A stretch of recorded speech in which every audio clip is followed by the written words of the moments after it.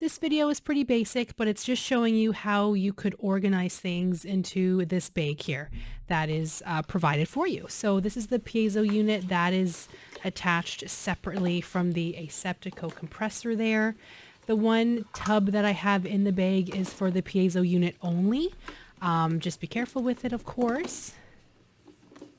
Just kind of wrapping up the cords as best I can. It's hard to keep these things organized. You try to organize cords, but they still look messy. So I just kind of wrap everything up. And I do have a towel to put over top of everything because this bag doesn't have a lid. So I just put a towel kind of over top of it so it doesn't look so messy. So you will have that too. You just can't see it in the video here.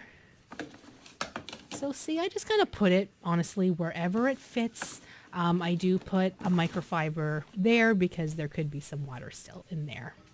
But that's it. So that's just kind of how things are organized. I keep it simple. It's right there for you.